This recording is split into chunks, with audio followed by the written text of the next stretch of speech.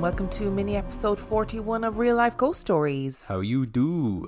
To kick things off this week, we need to thank our newest Patreon subscribers. We would like to thank Lee Atry, Angela Pollock, Rebecca, Janelle Cockcroft, aka Pokesplort, Cameron Scobie, Catherine Furman, Painga, Johnny, L.A. Beadles, Fiacra Murphy, Jen Pearl, Heejin Kwon, Diane Hughes, Alex, Sean Lewis, Nicola Jones, The Sleepy Selkie, Pterodactyl, Hayley Pearson Cox, Hetty, Hannah Montagna, Ria Corbett, Betsy Southall, Christian Chacon, Holly McKee Clark.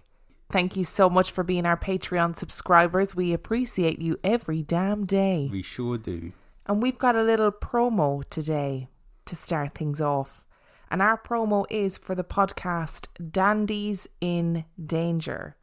Dandies in Danger is one of those RPG podcasts, which is...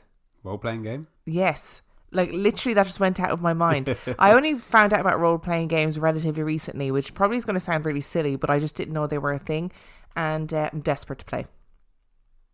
I mean, I'm guessing you're not talking about computer game RPGs then? No. No. And I feel like I would be absolutely awful because of my lack of concentration. I was going and to say your attention span might be a bit of a problem. You know that episode of Community where Pierce, Yes. they don't let him play and then he ruins it? That'll be me. Hmm. That'll be me. So Dandies in Danger is about 4 dandies that find themselves woefully out of their depth when London takes a turn for the occult. Zachary, Adrian, Daniel and Liam are looking for many things in London: gothic inspiration, sublime pleasures, a place in society. What they find is more romantic adventure than they bargained for. The city is changing and this hapless bunch must face spirits, curses and mandatory socialising. Join 4 queer hosts on a jolly romp through fecklessly rewritten 1830s England. And it is just a fun old time and well worth a listen. So that is Dandies in Danger. Are you ready for some stories this week? I am. Story number 1 comes from Liz, who is one of the hosts of Dandies in Danger, would you believe? Ah, interesting.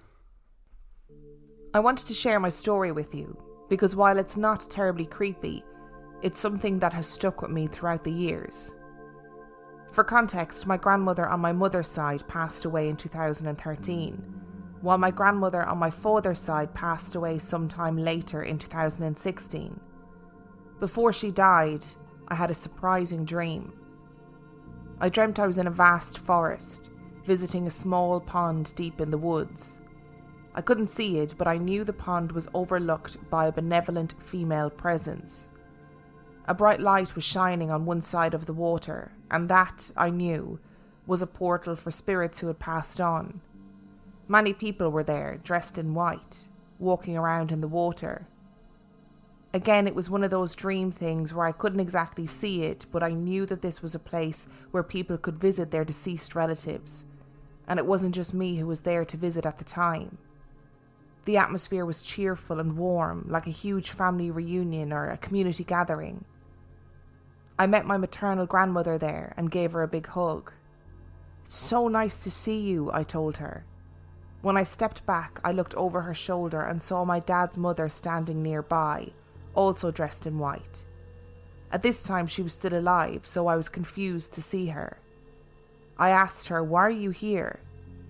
She smiled and shrugged, "Oh, you know," and gestured at the bright light, implying that she was going to follow my other grandmother. I wasn't as close to my paternal grandmother, so I only responded with a confused, "Oh, okay." After that, the dream faded. The next morning, my now wife and I were making breakfast when I got a text from my dad. He had gone to visit his mother only to find out that she'd become very sick and would need to enter hospice. She died of cancer a number of months later. Before this, none of us had any idea that she was sick, so I can't explain the dream away that way. This is my only vaguely paranormal experience, so it has always stuck with me. The dream itself was so warm and peaceful that I can't say it was particularly scary, but the timing of my dad's text was eerie. Premonitory? Is that the right word? Yeah, sure, we'll go with that. Yeah, I'm going to go with it. People know what you mean, it's fine. So this is quite, I don't want to say nice, because of obviously what it leads to ultimately at the end is not the best, but it's, I kind of, if you need to be told something and you've got to find out in a certain way, this is probably preferable over 3 knocks or like a tiny little woman screaming on your door or something like that. Window edge. Or like witnessing, you wake up and she's sitting, an old woman sitting in the corner of your bedroom or whatever. Yeah, and it was just everything about the way that Liz described the dream was really sort of serene. Serene is the right word. I was going to say ambient, but that means something very different, doesn't it? Well, we'll go with ambient too. People know what you mean. It's okay. And just everything was nice and calm and made sense in the moment. It sounded like. Isn't it weird how in your dreams you just know things? I know your dreams are created by your own brain, so obviously you're going to know. But sometimes like you have a dream about somebody, you've never seen that physical form before, but you still know what person it is. Yeah. It might not look like your mum, but you know instinctively it's your mum. It's the weirdest thing. Dreams are so strange. It is really strange when you have those dreams where you know that it's... Like, I've had dreams when I know it's you, but you don't look anything like you. Yeah. I've had those dreams too. I must say as well, I'm eternally fascinated by people having these kinds of dreams where you're like at a pond in a forest and it's people from the other side or whatever. I have and I know I say this all the time, but I have the weirdest dreams. My dreams do not have a linear pathway like that. I don't remember them as being like, oh, I was in a forest, I was beside a pond, my grandmother was there. Mine are fucking bonkers. I don't like, with the exception of the odd few cases which I've spoken about on the podcast before, i.e. that house that I always go back to, which I know pretty much know the floor plan of, but I've never been to in real life. I very rarely have locations to my dream. Like, that always impresses me when people are like, oh, I was in the forest and the sun was shining and there was water, because mine's all about people and actions and monsters and disasters and dialogue and stuff like that, and actually the surroundings are not very important. That might have something to do with my scatterbrain approach to life, but yeah, it does always fascinate me about people's dream stories. I was going to talk about the dream I had last night, but then I realised that I probably really shouldn't do that. If anybody knows who my old maths teacher was, it's not a good idea. And our second story today comes from Hallie. My first story is much more about my mother's experience with the incident than mine, because I was too young to remember it. Growing up, my mother had a best friend named Angie. Angie passed away suddenly when they were in college. She got a rare virus that took her very quickly. Both my mum and I are very vivid dreamers, and we've always held the belief that our loved ones who have passed on come and visit us in dreams. When I was around 4 years old, my mom had a visit from Angie in a dream. In the dream, Angie came to our current house and explained to my mom that she was moving to Africa and would never be able to talk to her again. My mom tried to correct her by saying that they have long-distance phones now, and even those big clunky early versions of cell phones, that surely they would communicate somehow. No matter what my mom said, Angie kept insisting that this was the last time they would speak. When my mother talks about the dream, she says that the dream stuck with her all day and left her with a really weird feeling. The following evening, my mom and dad were going on a date night. While my mom was trying to get ready, I waddled around behind her with my toy phone. It wasn't a real phone, with the battery and memory card taken out. It was one of those pink, blue and yellow toy phones that you get for children. I started to tug at my mom and said, "Mommy, the phone is for you." My mother was far more concerned with doing her makeup, so she brushed me off the first 10 times I said this. I continued to follow her around and insisted that the phone was for her. Finally, she caved. She took the plastic phone from my pudgy hands and said, "Oh well then, it's for me. Who is it?" Cheerfully I replied, "Mommy, it's Angie. She wants to talk to you." When my mom retells this story, she says that she immediately gets goosebumps. She didn't know how to react. My mom had not spoken of the dream around me that day at all. I also would have had no idea who Angie was. She had passed away long before I'd ever even been thought of. This was about the time The Sixth Sense had come out, so my mom immediately thought she had a ghost-seeing child. I would argue that the most chilling aspect of my story is the fact that I insisted that Angie was on the phone after Angie telling my mom they wouldn't have communication any further. The phone I'd been carrying, as I said before, was a toy. There wasn't some possibility that the word Angie could have come out of it. It simply made funny noises that all kids' toys do. To this day, we can only explain it as Angie using me to show my mom that she was still around and still trying to talk to her. This, I have to admit, when you started the story, I was a bit like, oh no.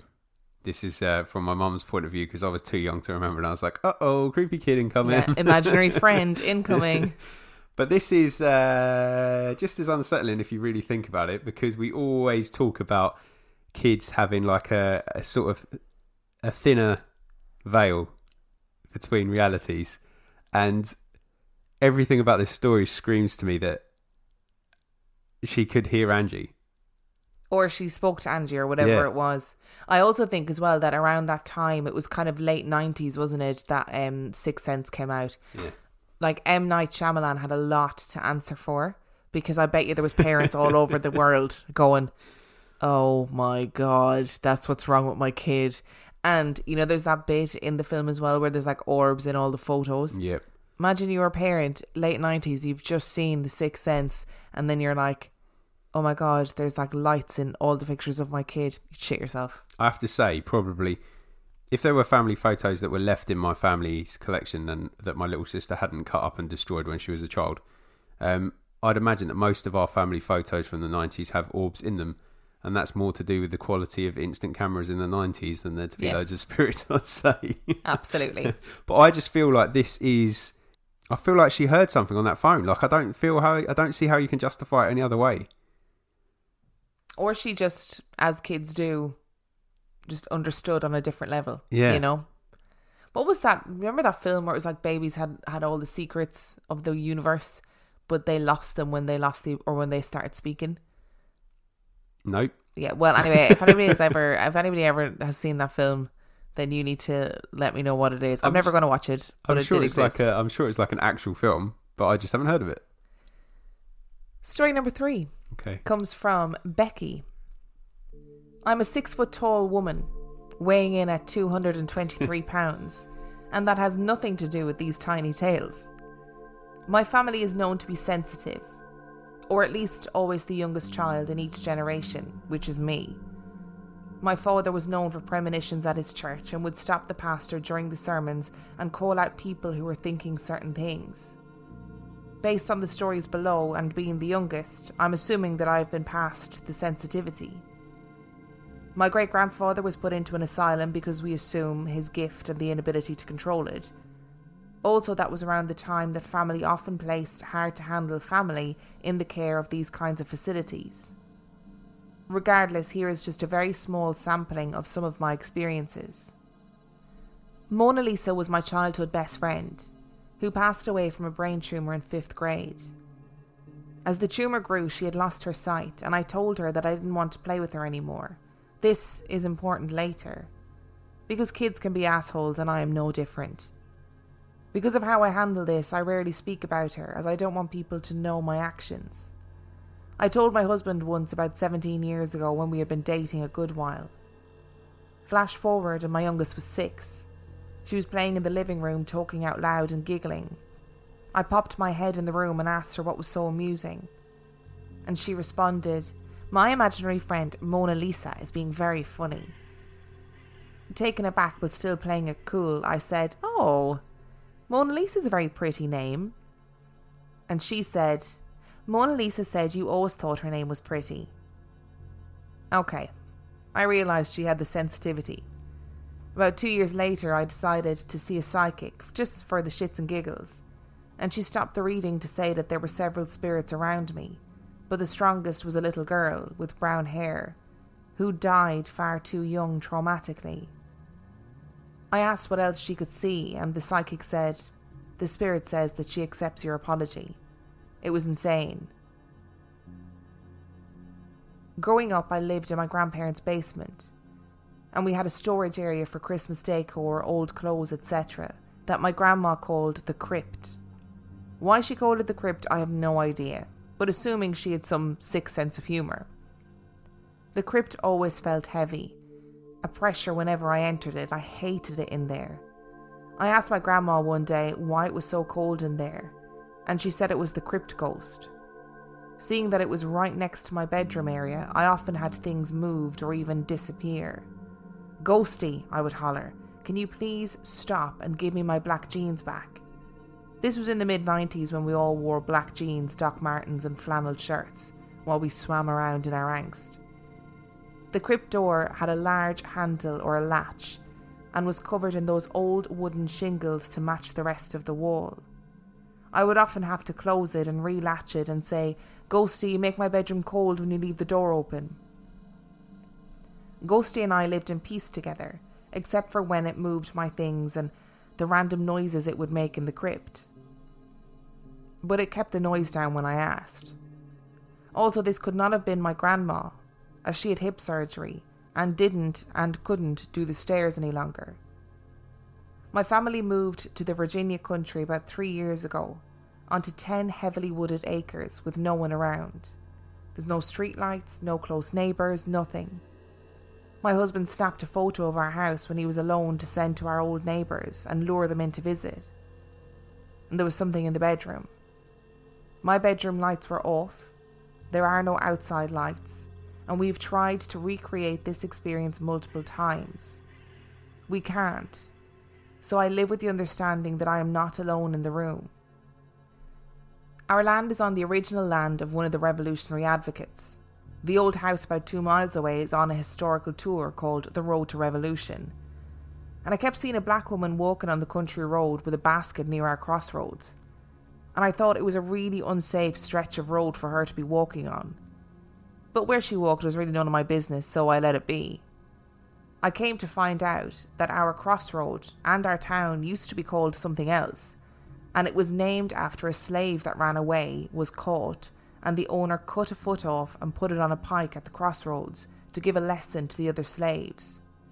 I think I'm seeing a slave working, as she would, but caught in some sort of ghost loop. I've also seen a black man at the bottom of our driveway, but only ever when it's very early morning and it's still dark. I've played with a Ouija board one time in my life, and I wasn't even an overly willing participant. In high school, I hung out with the strange drama nerds, because I am a strange drama nerd. We would go and hang out at my friend's house all weekend and make stupid VHS movies, skits and videos. This one night, a friend, who wasn't in the normal crowd but had somehow wriggled in, brought a Ouija board to try and talk to JFK as he was obsessed with him. So this guy put 4 candles in a square shape around the board, and he and another girl started to use the board. Whatever happened, it happened fast. I can't even really describe clearly what happened. I was sitting on the couch and screaming started. Then there was a sound of snarling in the room, low but getting louder. I was pulled towards the board and yelled at to start saying the Lord's Prayer, as there was something coming through the board that was unintentional. I looked over at one of my friends, and he was in some kind of a trance, rocking back and forth and drawing a picture of a beast with large teeth and horns. I began to say the prayer repeatedly, and then the board started spelling out, "Fuck you, bitch," faster and faster and faster. And then the board levitated off the floor and flew at the wall towards my head. Nearly right after, the guy who had brought the board had his leg catch on fire, even though the candle was a good 3 feet from him. We were able to put him out. But needless to say, we didn't make any silly videos that night, and we all slept very little. And that, children, is why you do not play with Ouija boards. And it's time for one of Dan's Ouija board PSAs. I think there's, I'm very impressed with people that are sensitive, and I am also very thankful that I'm not one of those people. I know, right? Would you be able for it? Like, No, would you? I mean, to go back to the Sixth Sense again, like that is what that feels like. Yeah. To be able to see things like that, and you just be thinking, "Oh, I can't be bothered. I cannot be bothered seeing ghosts all the time." But I feel like if you're sensitive, that's not the attitude you take. No, probably not. Because that's probably not really wouldn't. sensitive, is it? Probably far more empathic about their, the strife and the fact that they're stuck in a loop or whatever. Not just me being like, "I cannot be bothered with you. Why do I need to see you all the time?" She's just knocking about with all the ghosts. all the time. I do think as well there is a lot to be said for places where real, like, you know, generations of trauma has happened. Yeah, absolutely. Like places where there was, you know, massive slave ownership. There is probably a lot to be said for energy that still resides there. Of all places, I think places of repeated trauma is somewhere where, you know what, stuff probably does happen that's paranormal, if it was ever going to happen anywhere. Yes, I agree, but I couldn't be handling it. It's just too much on the daily basis for this person. Just seeing the spirits all the time. I like the fact that struck up a relationship with the basement ghost, or the crypt ghost, or the crypt ghoulie, or whatever it's called. She had a good name for it. I couldn't remember what it was called. Ghosty, that's it. I like that they struck up a relationship. And I'd also like to point out that some of us still wear black jeans and dwell in our angst. I thought the same thing when I was reading it. When it was like black jeans, Doc Martens and a flannel shirt, I was like, there I am in all my 90s glory, still in 2020, because I am actually a 90s teenager at heart still. You weren't a teenager. No, I wasn't a teenager in the 90s. I just realised that when I said it. Also, I think it's really important to point out that, like, kids are just dickheads. Oh, yeah, absolutely. You know, that bit in the story about saying to your friend when you were like 6 or whatever that I don't want to play with you anymore because you're blind. That is a lot more simplistic than it was in the story. But like, kids are horrible because their sense of morals, you develop them over time. Yeah, some people don't even develop them. Yeah, like me. So I think all kids do. I don't think you should carry around that guilt. No, absolutely not. Particularly when you're that young as well. Friendships break up over like not being able to share the wet sand and stuff like that, you know. That sounds incredibly specific. It wasn't. I was just trying to think of something that might cause I can't remember being like 22, let alone being 5, so. And our final story today comes from Stacey. So my story is actually a family story. Since I was a little girl, it seems that whenever my extended family gets together, we somehow end up talking about the haunted house. Sometime around 1963, my grandpa came home and told the family about a house for sale. They were living in South Texas, and the home was in the same town. It was being sold by an acquaintance of my grandfather's. It was a massive Spanish-style house on 9 acres with 6 bedrooms, 4 bathrooms and 4 separate living areas. The house was entirely furnished, and they bought it for $35,000. There was my grandparents, 5 kids and my great-grandfather living there. Right after they moved in, my great-uncle's 4 children came to live with them while he was overseas in the military. Right before they moved in, my mom, who was 17 at the time, and my aunt, who was 16 at the time, went to the house to pick out their rooms. My mom wanted one of the bedrooms, but my aunt, who was bigger and stronger, said that she would be taking that one, so my mom had to choose another one. This will be important later on, so stay with me. Right after moving into the house, there would be little things that just couldn't be explained, like the 2 youngest girls getting locked in one of the bathrooms several times. The only lock on the door was, strangely enough, a slide lock on the outside of the door. When this would happen, all the other kids would be at school, so it wasn't them picking on the little ones. They also had a dog that stayed outside, but when my grandpa would have to be somewhere overnight, my grandma would make the dog come inside for company. The dog wouldn't mind being downstairs, but when someone would try and coax him upstairs, he would let out a low growl and the fur on his neck would stand up. No one could ever get him up those stairs. My great-grandfather slept in a section of the house that was completely separated from the main house by a long breezeway. One morning my grandma went in to check on him, and he said, "Where have you been? I called out for you all night long, but you never came. Some son of a bitch in a cowboy hat smoking a cigar sat on my dresser all night long and just stared at me." My grandma thought he might just be getting a bit old, and they didn't leave him alone at night after that. He died a few months later. At the time, my aunt, that was 16 and suffering from epilepsy, she asked to go to bed early one evening. My grandpa told one of the kids to go check on her, and when he saw her light off, he went back saying that she must be asleep. Later, my grandpa went to her room and found that she had committed suicide. It was after that they started hearing stories. An older lady from next door told them that there was something wrong with the house, but that they had thought that it just needed a happy family living there. She also told of a couple that rented a small house behind the main house sometime in the 1940s. The husband would wake up in the middle of the night and his wife would be gone. Twice he found her in the main house attempting suicide, and the third time she succeeded. There was another suicide there after her, and sometime in the 70s there was a young boy who was apparently tormented while living there and had spent time in a mental facility afterwards. They all happened in the bedroom that my aunt died in. My family moved from the house a few months later. In 1976, my mother went to visit an old friend. They drove by the old house and she told my mom a story about her brother going to a Halloween party there. No one was living there at the time, so a bunch of young adults decided to throw a party. They were all drinking and thought it would be fun to play hide and seek.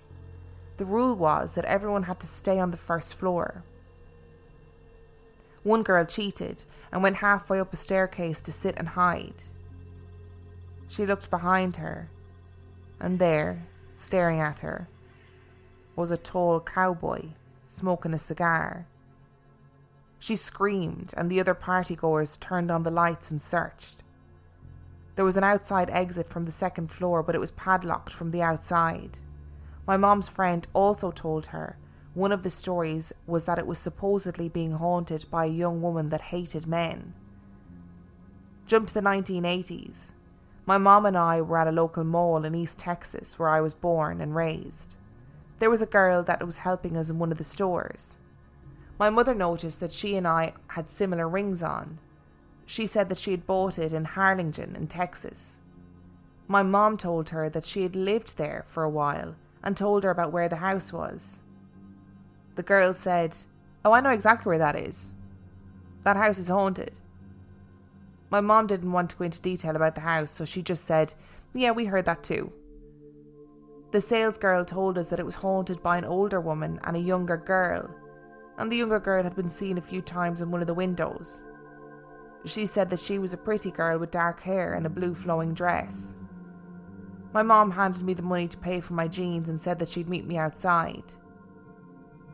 When I got outside, she was shaking and said that was her sister, who had long black hair. She had a closed casket funeral, but was buried in a blue nightgown with a matching robe. And also, she wasn't really a fan of men either. Eventually the house was divided up into different apartments for a while, but after people couldn't live there, it was torn down. I'm not exactly sure of the year. A few years ago, my mom, my aunt and I went to South Texas to visit. We found where the house had been. There's a restaurant that sits next to where the house would have been, and I've since become good friends with the owner, so hopefully we'll go back and see what else we can discover. I would love to be able to find out what was there before the house. I think it was something that my mom and my aunt needed to see and be able to talk about the good and bad memories. It's funny how buildings get that way, isn't it? So yeah. Sometimes they're just haunted AF. Yeah. And there's loads of stuff going on. I'm quite intrigued by the man sitting on the dresser smoking a cigarette all night. It's kind of weird, isn't it? Fuck right off. I feel like that's what you'll do when you're a ghost, though. What, sit and smoke? Yeah. You probably. Yeah. I'd probably be too lazy to do any sort of knocking or banging or knocking stuff over. I just look menacing in my 90s attire. Unless the house that you're haunting has a cat, and then you'll be very active. Yes, I would be very. If it was a cat-based haunting, I'd be very pleased. That would make me very happy. Yeah, there's a lot of stuff here that I just wouldn't want to encounter on my own. Like, there's not lots of things that I just wouldn't be feeling. No, and I feel like people who complete suicide, like, that leaves a whole other world of trauma behind, which, I don't know, it must leave some sort of mark on a place. It's just, I think, like, sadness is an energy in itself, isn't it? Definitely. I thought that was going to come out way weirder than this. How she said it then. What, when you said sadness is an energy in itself? Yeah. Well, when I used to work in the mental hospital, there was an older woman who worked with my mum, and she always said that you could feel the sadness in the walls. that it like seeped out of the Yeah. walls from years and years and years and years and years of just trauma from so many different people having such a terrible time. So I think sadness is, I don't know, it just leaves a mark. Yeah, absolutely.